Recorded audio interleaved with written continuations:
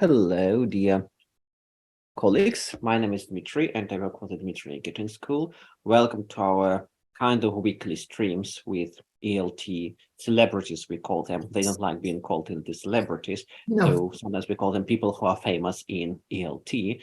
And we are talking to these kind of people, lovely bunch of people. And today with us is Maureen McGarvey, all the way from London. Maureen is the owner of Maureen McGarvey Consultancy. Maureen has been in ELT for some time, and she has experience of working in teacher training and management in ELT in Hungary, Spain, and London. And Maureen is famous for her projects with the Dmitry Nikitin School, and one of them is a forthcoming course which is going to take place online this June called Course Design. Maureen, is that correct? Yes, very accurate. Thank you, Dmitry, and hello, everybody. I've been preparing for that. Welcome, Maureen. Today with Maureen, we're going to talk about course design. Generally, that's not teaching grammar.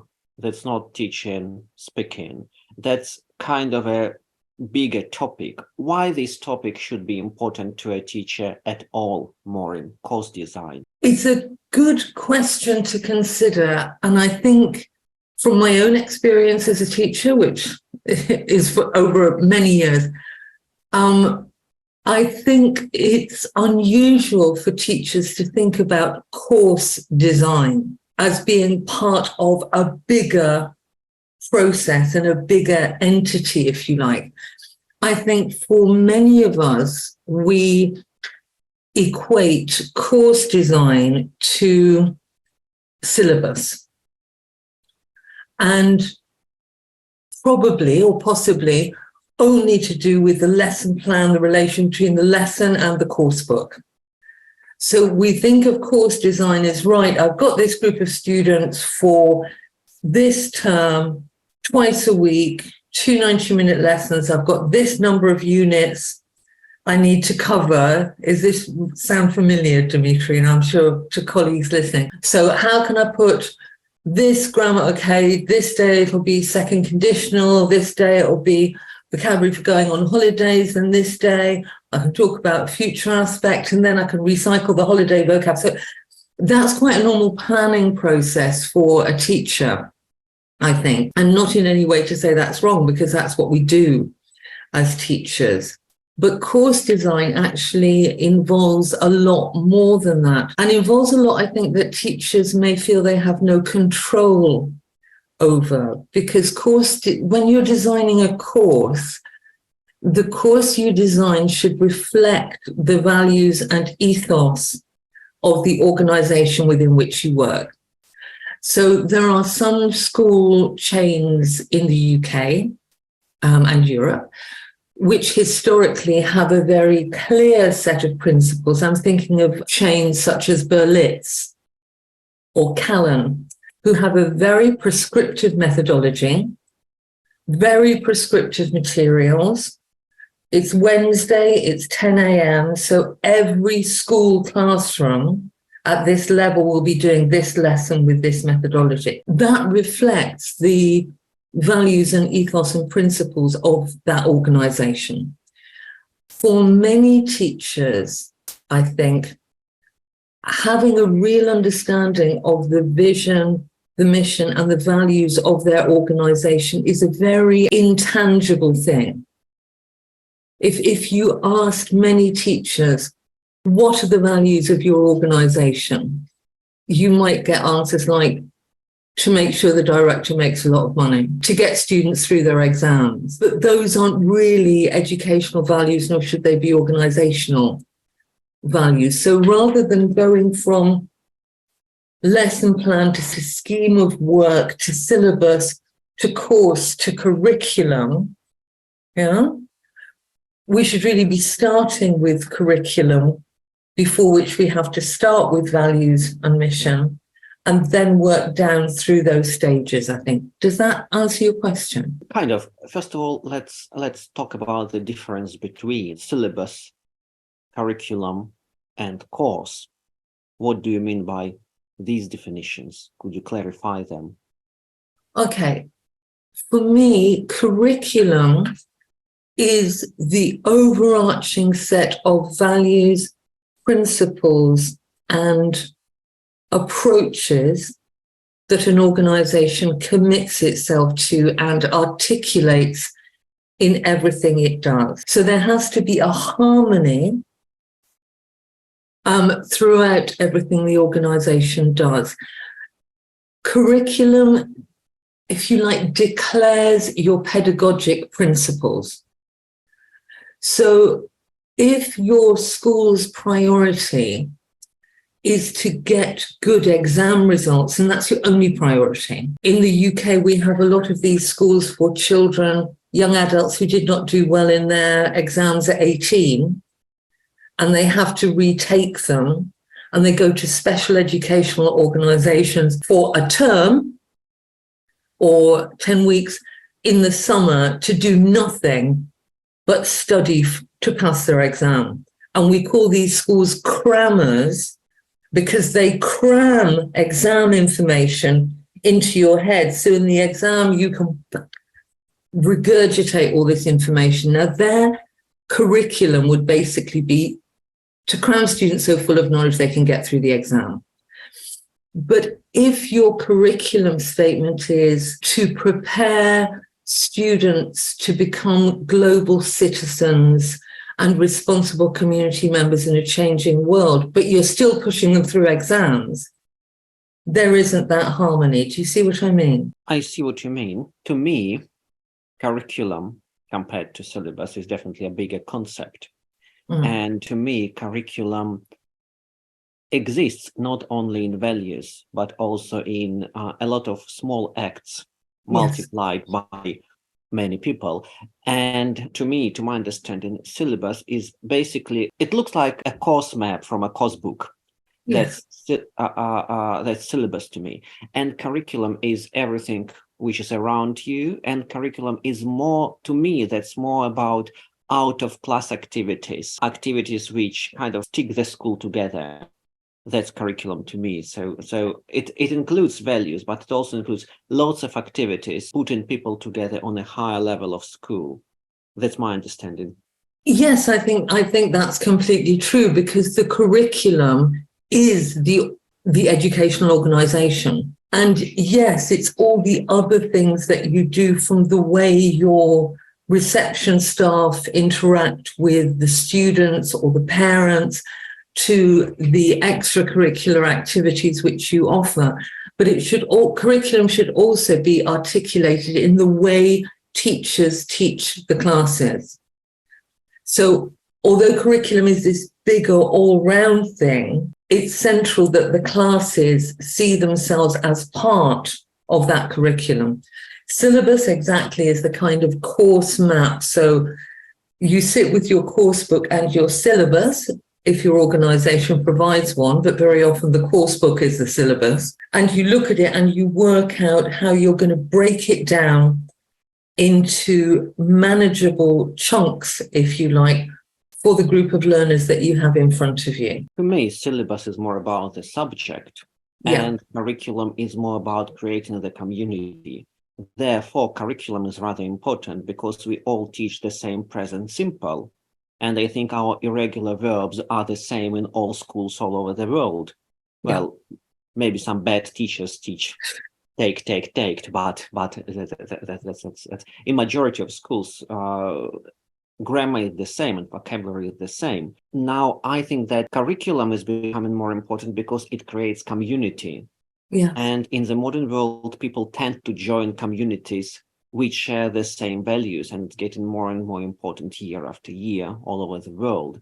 So I think that's why that's very clever to take curriculum into consideration, because it adds safe environment to the organization and it adds some sense of purpose to the organization. So we mentioned syllabus and we mentioned curriculum, and my question was also about a course. Where is a course in this system? Is it smaller than the curriculum? Is it bigger than the curriculum? Is it a thought definition? I think with course design, you're looking at really the principles of course design are two things. They summarize and articulate the organizational philosophy, I think, and the mission statement. And they're, if you like, smaller than curriculum, but bigger than syllabus. Because syllabus, as you say, is about language and skills. Course design is more about what do I want to help my students become? What skills do I want my students to develop that may not be linguistic skills? You know, do I want to create a safe educational space where my students feel free to express themselves authentically? Do we want to encourage our students to think critically, and are we going to help them to develop those skills? Do we want to support our students to function effectively in a digital world and distinguish between true reporting and fake news, true digital imagery and fake digital imagery? How are we going to help them to do that? To me, it's a kind of step between syllabus and curriculum, in that it's a bridge, if you like, because it takes the language and skills elements from syllabus and the principles and values from curriculum. I think before we carry on, it's a good idea to give an example of a course. What is a course? Could you give any examples? For example, what are we going to design at your course, Maureen? For me, a course is a set of logical, integrated learning occasions, which allows my students to progress linguistically and gives opportunities for them to communicate authentically. But what is an example of a course? Is it a general English course, intermediate level, for example? An exam course? What? I actually don't necessarily think those titles are helpful in themselves, because you could talk about a young learners course, or you could talk about a business English course, or a general English B1 course, or an IELTS preparation course, as many different types as you want to have. But what I think is important is, what are the principles that you want to guide your students towards? And if your curriculum is widely understood, then those principles would be the same, irrespective of whether it's a business English course in a bank or a group of younger learners.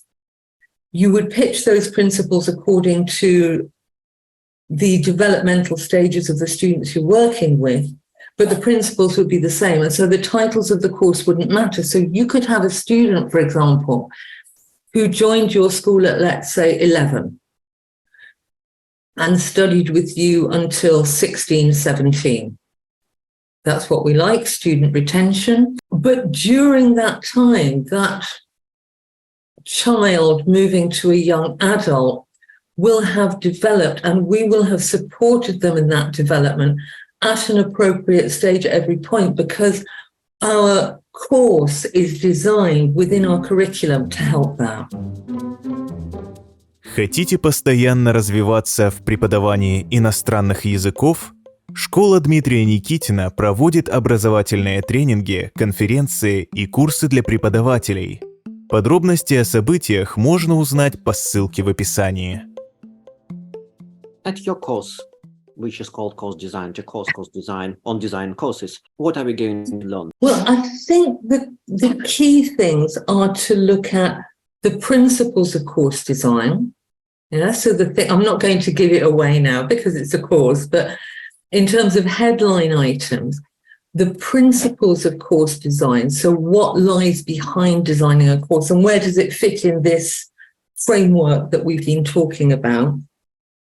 I think it's quite important to consider the role of assessment in course design, because assessment is so important for teachers and so important for students, and very often really important for parents, because for parents very often that's their measure, that was their measure of success and achievement when they were at school. So very often that's how they measure their children's effectiveness at school. It's perhaps one of the closest comparison points they've got, I think. And when we're looking at assessment, so as teachers, we need to be, Jeremy Harmer gave a talk at IATEFL several years ago about why are teachers not passionate about assessment? Because really we should be, because we're assessing our students all the time. So I think it's important to look at different types of assessment: formative assessment, summative assessment, continuous assessment, and the frameworks we have in our profession to support those. So looking at, for example, the CEFR and the can-do statements, and how are we assessing our students against this versus how are we assessing our students so they get an IELTS 6.5. I also think we need to look at the scaffold we've talked about: lesson plan, scheme of work, syllabus, course, curriculum, and then look at steps we can take to ensure that our course design looks upward, if you like, to the bigger principles and looks across to the step-by-step, right, drilling down to when you first open the course book to start to plan your lesson, because that's not where you begin. You begin with the course, and the lesson plan is further down the line.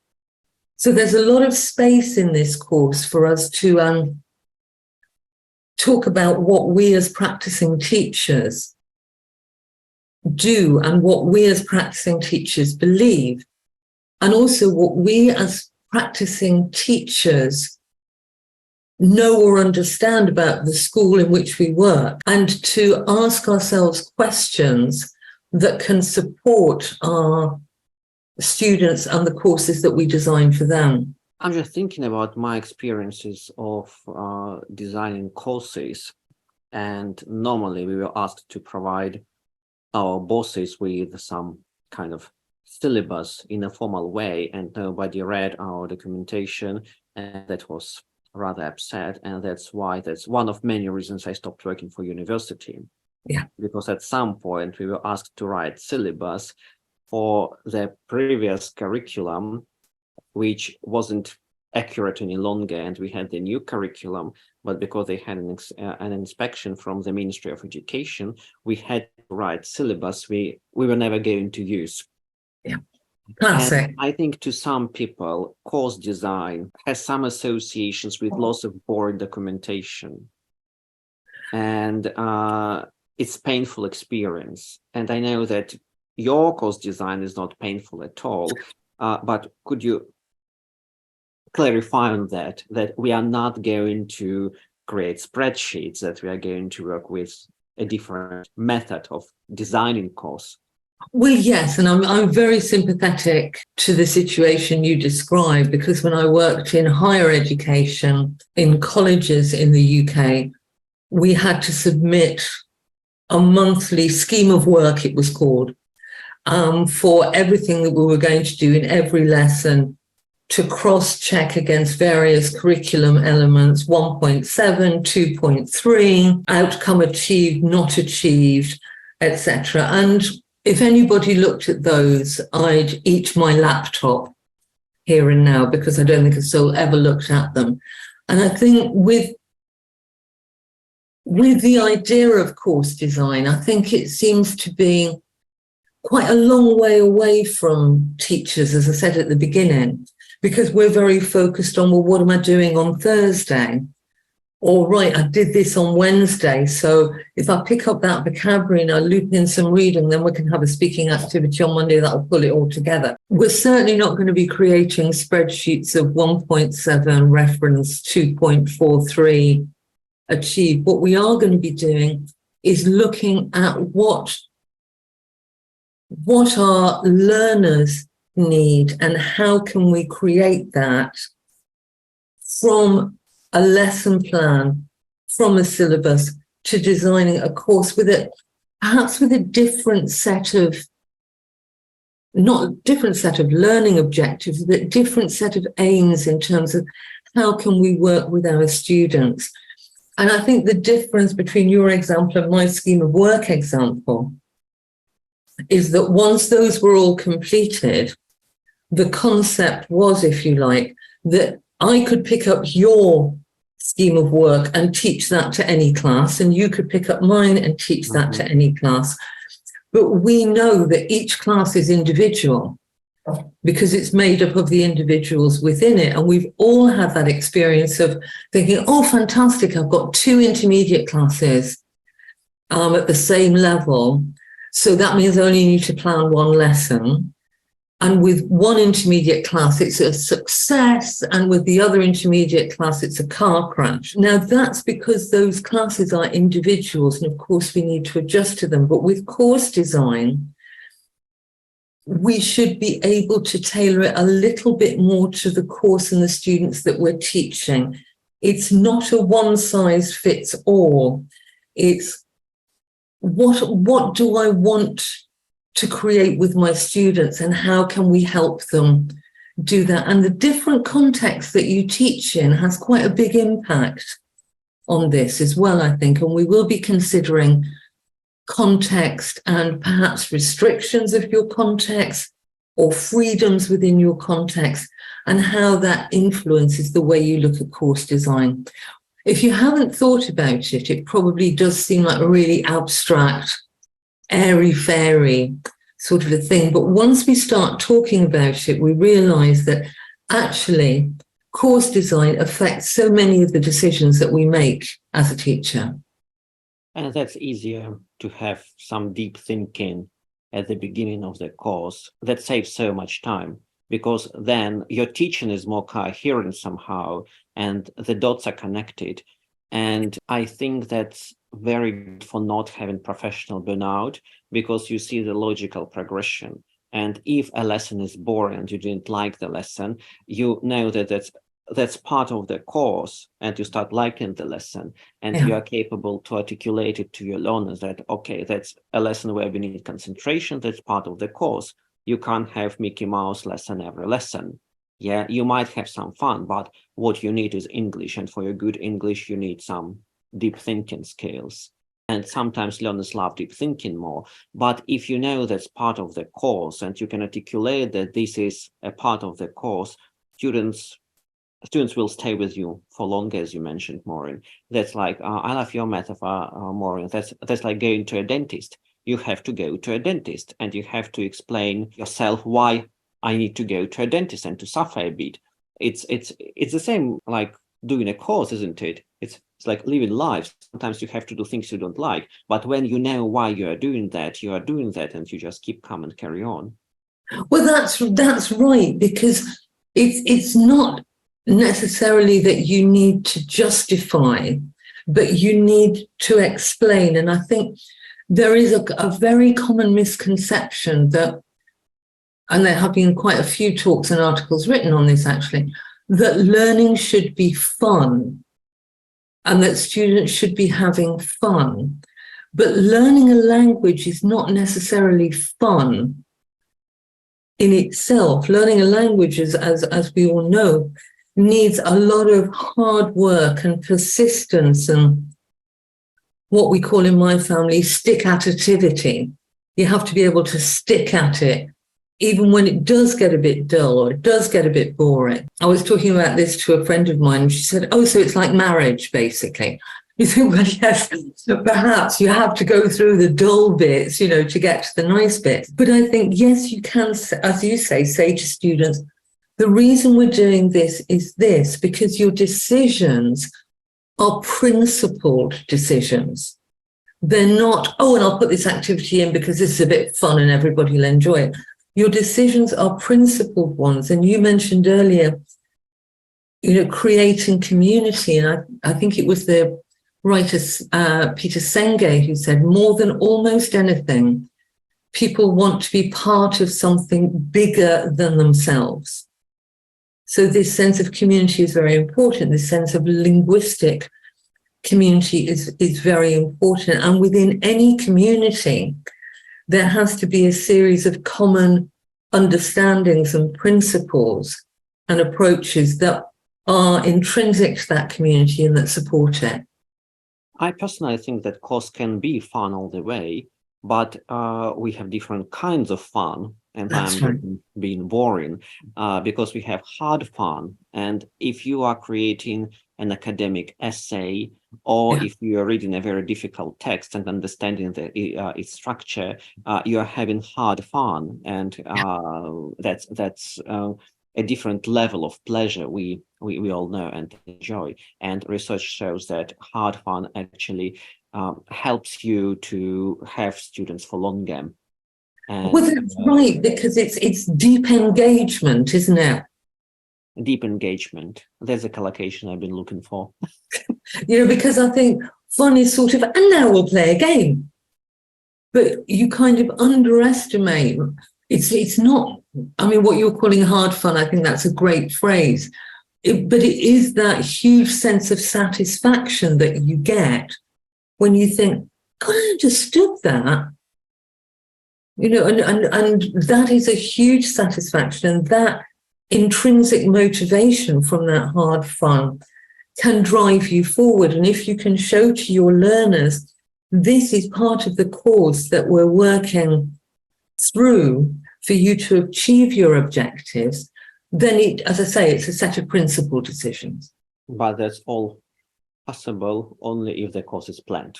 And Yes. that's what the course is going to be about. So we invite you, dear colleagues, to a course which is going to be run by Maureen McGarvey at the end of June 2023. It's going to be an online course with a bunch of dedicated professionals. Hope you will enjoy the course, and the link will appear somewhere over there. Maureen, if you had a chance to invite our colleagues to your course, how would you do it? Dmitry's very good at putting me on the spot in the final moment. I would say, please join our course where we can explore together the educational context in which you work, the communities in which you work, and how we can use our understanding of learning and students to create a principled course and set of materials for them. Which will save you a lot of time, preparation time within the year, and which is very good for your pocket. Yeah. I'm And sorry for being capitalistic. Yeah, and which will also, I think, make you feel better as a teacher, because once you've got your course designed, everything falls into place so much more logically than that feeling we've all had of, oh my God, that unit is coming up on such and such, and what am I going to do? You've got all your building blocks in place. I think it's much more gratifying for me as a teacher to have my course designed and then move from that to my syllabus to my lesson plan. Maureen, thank you so much for your time. I can imagine how hectic your schedule is. And dear colleagues, thank you. See you in a week. Bye for now. Bye. Thank you very much. Maureen. Thank Bye. you.